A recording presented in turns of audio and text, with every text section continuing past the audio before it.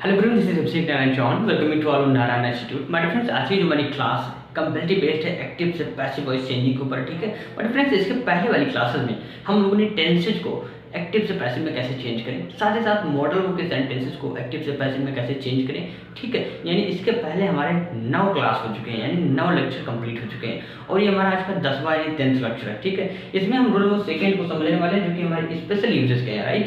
अब इसमें हम देखेंगे बहुत ही अच्छे से, जो भी थोड़ा हट कर रहेंगे। यहाँ पर हम लोग देखते थे कि बाई का प्रयोग करते थे लास्ट में सब्जेक्ट को जोड़ने के लिए, लेकिन यहाँ पर हम किसी दूसरे का प्रयोग करेंगे।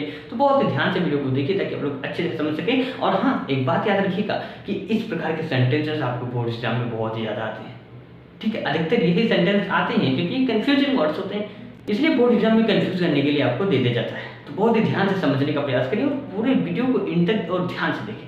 तो डिफरेंस आइए शुरू करते हैं शाला क्लास। Let's start video.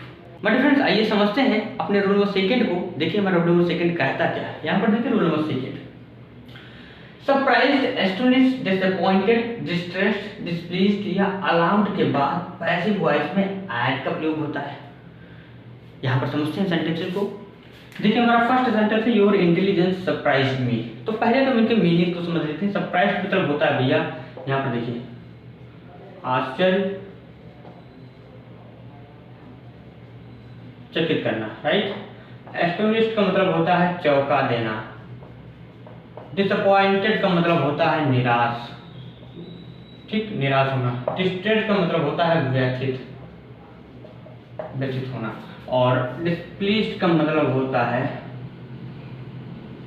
अप्रसन्न, ठीक। अलार्म्ड का मतलब होता है चिंतित।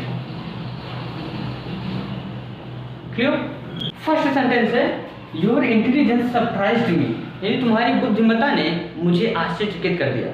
अब किसको आश्चर्यचकित कर दिया? मुझे। ये हो गया हमारा ऑब्जेक्ट। किसने कर दिया? Your intelligence. ये हो गया हमारा सब्जेक्ट। तो ऑब्जेक्ट को हम पहले लिखेंगे, ये तो हमारा क्रम होता था सब्जेक्ट, ठीक, वर्ब प्लस ऑब्जेक्ट, ये होता था एक्टिव का। पैसिव का क्या होता है? ऑब्जेक्ट, ठीक, प्लस वर्ब की third form plus by plus subject, ये होता है हमारा पैसिव का। अब यहाँ पर ये जो मी है हमारा ऑब्जेक्ट है, इसे हम आगे लाएंगे, यहाँ पर आई हो जाएगा। अब यहाँ पर हमें हेल्पिंग वर्ब का प्रयोग करना पड़ेगा। तो चूंकि देखिए यहाँ पर सरप्राइज्ड है पास्ट इंडेफिनिट, और पास्ट इंडेफिनिट टेंस के पैसिव वॉइस का जो हेल्पिंग वर्ब होता है वाज होता है और वर होता है। तो आई के साथ लगाते हैं वर, वाज, ठीक है, यानी आई वाज। अब यहाँ पर देखिए वर्ब की थर्ड फॉर्म अप्लाई करेंगे, यानी आई वाज सरप्राइज्ड लिखेंगे, सरप्राइज्ड, ठीक। अब योर इंटेलिजेंस हमारा सब्जेक्ट है, ये पीछे जाएगा तो बाई से जुड़ेगा, यानी बाई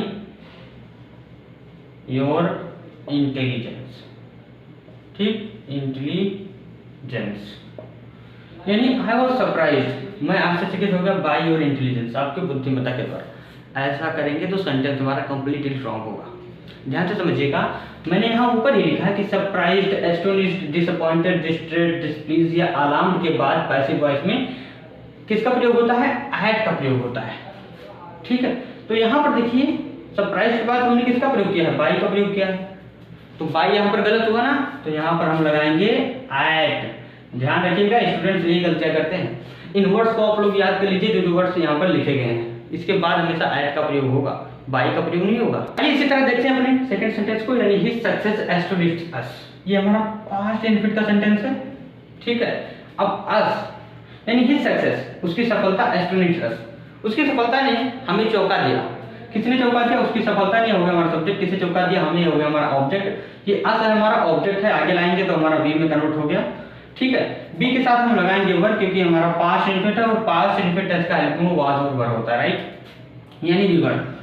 अब लिखेंगे वर्ब की थर्ड फॉर्म, तो एस्टोनिश्ड है हमारा यहाँ पर, एस्टोनिश्ड, ठीक। अब देखिए ऑब्जेक्ट को पीछे ले जाएंगे तो एट हिज सक्सेस लिखेंगे, ठीक है, एट हिज सक्सेस, राइट, यानी he were astonished at his success, यानी be were astonished at his, यानी इसका मीनिंग क्या निकल रहा है? बी वर एस्टोनिश्ड, हम चौंक गए, ठीक, एट हिज सक्सेस, उसकी सफलता पर। थर्ड सेंटेंस है हिज कंडीशन डिसअपॉइंटेड मी, यानी उसकी स्थिति ने मुझे निराश कर दिया। किसने कर दिया? उसकी स्थिति ने, हमारा हो गया सब्जेक्ट। किसे निराश कर दिया? मुझे, हो गया हमारा ऑब्जेक्ट। मी को आगे लाएंगे, सबसे पहले हमारा आई हो गया। अब ये हमारा पास्ट इंडेफिनिट यानी हेल्पिंग वर्ब वाज का प्रयोग होगा, यानी आई वाज अब वर्ब की थर्ड फॉर्म यानी डिस अपॉइंटेड, ठीक है। अब हिज कंडीशन, ये हमारा सब्जेक्ट है, पीछे जाएंगे तो एट से जोड़ेंगे इसे हम, एट हिज कंडीशन, राइट। इसका मीनिंग क्या निकलता है, आई वाज डिसअपॉइंटेड, यानी मैं निराश हो गया एट हिज कंडीशन, उसकी स्थिति पर, ठीक है। यहाँ पर देखिए fourth sentence, his defeat distressed me, यानी उसकी हार ने मुझे व्यथित कर दिया। तो उसकी हार हो गया सब्जेक्ट, किसी व्यतीत कर दिया, मुझे हो गया हमारा ऑब्जेक्ट, यानी पास्ट इनफिनिट है, मी को आगे रही हमारा वाज, यानी आई में कन्वर्ट हो गया, इसके साथ लग गया वाज। अब डिस्ट्रेस्ड हमारा वर्ब की थर्ड फॉर्म यहाँ पर लिखेंगे डिस्ट्रेस्ड, ठीक। अब हिज डिफीट यहाँ पर लिखेंगे, ठीक। इससे पहले लगाएंगे एट, ना कि बाई का प्रयोग, यानी I was distressed at his defeat, यानी उसकी हार पर मैं व्यथित हो गया। फिफ्थ सेंटेंस है योर रूड बिहेवियर, यानी तुम्हारा क्रूर व्यवहार डिस्प्लीज द टीचर, यानी टीचर को अपसंद कर दिया। तो योर रूड बिहेवियर ये हो गया हमारा सब्जेक्ट, डिस्प्लीज हमारा वर्ब हो गया, द टीचर हमारा ऑब्जेक्ट हो गया। द टीचर को आगे लाएंगे हम इन द टीचर, इसके साथ लग गया वाज, क्योंकि हमारा पास्ट टेंस का सेंटेंस है।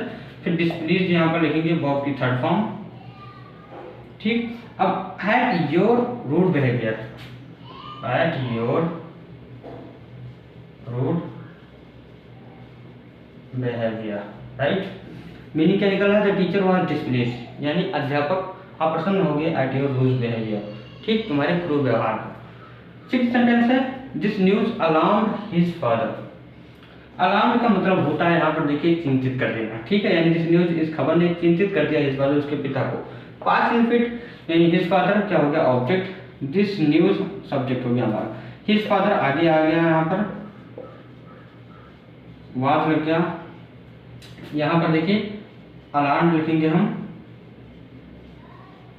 ठीक। His father was alarmed at this news, यहाँ पर देखिए हिज फादर वाज अलार्म्ड, यानी उसके पिताजी चिंतित हो गए एट दिस न्यूज, इस खबर पर। तो हमारे फ्रेंड्स ये कुछ सेंटेंसेस हैं, ठीक है, जिनके बाद हम बाय का प्रयोग न करके एट का प्रयोग करके सब्जेक्ट को जोड़ने के लिए, ठीक है, जो कि हमारे कौन से हैं, सरप्राइज, एस्टोनिश्ड, डिसअपॉइंटेड, डिस्ट्रेस्ड, डिस्प्लीज या अलार्म, ठीक है। इनके पश्चात हम एट का प्रयोग करेंगे। इनके मीनिंग को हमने समझा, सरप्राइज मतलब आश्चर्यचकित करना, और एस्टोनिश मतलब चौंका देना, डिसअपॉइंटेड माने निराश, डिस्ट्रेस्ड माने व्यथित, और डिस्प्लीज माने अप्रसन्न, अलार्म माने चिंतित, राइट। अब आइए समझते हैं कुछ और रूल्स को बहुत ही अच्छे से। हमारे फ्रेंड्स यहाँ पर समझेंगे हम रूल नंबर थर्ड और फोर्थ को। आइए समझते हैं अपने रूल नंबर थर्ड को। यहाँ पर देखिए हमारा रूल नंबर थर्ड क्या कहता है कि नॉन तथा ऑब्लाइज्ड के बाद पैसिव वॉइस में टू आता है, ना कि बाई आता है, ध्यान से समझिएगा। एवरीबॉडी नोज गांधी जी, यानी सभी लोग, प्रत्येक व्यक्ति गांधी जी को जानता है। तो यहाँ पर नोज आया है, यानी वर्ब की फिफ्थ फॉर्म लगी है, यानी हमारा क्या है प्रेजेंट इंडेफिनिट। और प्रेजेंट इंडेफिनिट टेंस में पैसिव वॉइस की जो हेल्पिंग होती है इज एम आर होती है, ठीक है। यानी एवरीबॉडी नोज गांधी जी, प्रत्येक व्यक्ति गांधी जी को जानता है। तो सब्जेक्ट हमारा क्या हो गया एवरीबॉडी, गांधी जी हमारे हो गए ऑब्जेक्ट, ये हमारा है सिंगुलर, ठीक है, गांधी जी भी हमारे सिंगुलर। तो ऑब्जेक्ट को आगे लाएंगे हम, यानी गांधी जी, ठीक, गांधी जी सिंगुलर है, यानी इज। नोज हमारा थर्ड फॉर्म में चेंज हो जाएगा, नोन हो जाएगा, यानी गांधी जी इज नोन, ठीक, यानी गांधी जी जाने जाते हैं। बाय एवरीबॉडी नहीं होगा यहाँ पर क्या होगा to everybody, right, clear. Second sentence he will oblige me, वह मुझे बाध्य करेगा, कौन करेगा, वह हो गया हमारा सब्जेक्ट, किसे बाध्य करेगा, मुझे, ऑब्जेक्ट हो गया। इसे हम आगे लाएंगे आई हो गया, आई के साथ लग जाएगा क्या शैल, और विल भी हो जाएगा यहाँ पर, यानी फ्यूचर इंडेफिनिट टेंस का जो पैसिव वॉइस का जो हमारा हेल्पिंग वर्ब है वो है विल बी और शैल बी। तो आई के साथ हम शैल बी का प्रयोग करेंगे, यानी आई शैल बी। अब ऑब्लाइज है हमारा, ये वर्ब की थर्ड फॉर्म में कन्वर्ट हो जाएगा, यानी आई शैल बी ऑब्लाइज्ड। अब ये हमारा पीछे जाएगा, ही में बदल जाएगा, इससे पहले लग जाएगा बाई, ठीक है, यानी I shall be obliged by him, यानी मुझे उसके द्वारा बाध्य किया जाएगा। तो ध्यान रखिएगा, अगर पैसिव वॉइस के सेंटेंसेस में आपको नॉन और ऑब्लाइज्ड के बाद सब्जेक्ट लिखना हो तो हम टू प्लस लिखेंगे, यानी टू लगाएंगे, ठीक है, ना कि बाई का प्रयोग करेंगे। रूल नंबर फोर्थ क्या कहता है कि कंटेंट तथा इंटरेस्टेड के बाद पैसिव वॉइस में इन का प्रयोग होता है। जैसे this books contains many beautiful things, तो पहले तो समझ लीजिए कंटेंट का मतलब होता है समाहित होना, ठीक, या फिर निहित होना, इंटरेस्ट का मतलब होता है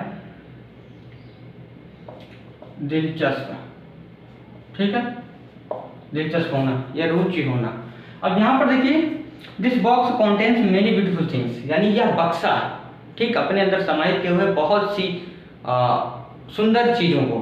तो दिस बॉक्स हो गया हमारा सब्जेक्ट और मेनी ब्यूटीफुल थिंग्स ये होगा हमारा ऑब्जेक्ट। इसे पूरे को हम आगे लाएंगे, यानी मेनी ब्यूटीफुल थिंग्स, ठीक। अब कॉन्टेन्स हमारा प्रेजेंट इंडेफिनिट है, यानी मेनी ब्यूटीफुल थिंग्स प्लूरल है, यानी आर हो गया यहाँ पर, तो मेनी ब्यूटीफुल थिंग्स आर। अब कॉन्टेन्स हमारा कॉन्टेंट में कन्वर्ट हो जाएगा, ठीक, यानी many beautiful things are content. अब दिस बॉक्स, इससे पहले इन का प्रयोग करेंगे हम, यानी इन दिस बॉक्स, यानी बहुत सी सुंदर चीजें आर कॉन्टेंट, यानी समाहित है इन दिस बॉक्स, यानी इस बॉक्स में, राइट। सेकेंड सेंटेंस है this book is interest me, ठीक, यानी यह किताब मुझे दिलचस्प लगती है या रुचि लगती है, अच्छी लगती है, ठीक है। तो दिस बुक हमारा हो गया सब्जेक्ट, ये हो गया हमारा ऑब्जेक्ट, बी को आगे लाया, आई में कन्वर्ट हो गया, हमारा है प्रेजेंट इंडेफिनिट, इसके साथ लग जाएगा क्या, एम लग जाएगा, यानी आई एम। अब इंटरेस्ट है तो यहाँ पर क्या हो जाएगा, इंटरेस्टेड, इंटरेस्टेड, ठीक, I am interested, I am interested. अब दिस बुक हमारा सब्जेक्ट है, यहाँ पर हो जाएगा इन दिस बुक, ठीक, यानी I am interested in this book, मैं इस बुक में इंटरेस्टेड हूँ या दिलचस्प हूँ, राइट। तो हमारे फ्रेंड्स, ये थे कुछ रूल्स जिनके जरिए आपको बताया गया कि नोन तथा ओबलाइज्ड के बाद पैसिव वॉइस में हम टू का प्रयोग करते हैं सब्जेक्ट लिखने से पहले, अगर कॉन्टेंट या फिर इंटरेस्ट लगाए गए तो उससे पहले हम इन का प्रयोग करते हैं, राइट। यहाँ पर बाय का प्रयोग नहीं करेंगे हम। जैसे देखिए, I am interested by this book, मैं किताब के द्वारा इंटरेस्टेड हूँ, गलत हो जाएगा ना। तो आई होप आप लोग अच्छे से समझ चुके होंगे, हमको वीडियो को भी कंफ्यूजन नहीं बचा होगा। डिफरेंस मिलेंगे कल शाम 8 बजे एक नए वीडियो के साथ। Till then keep learning, keep watching, keep improving yourself, see you more, good night all of you.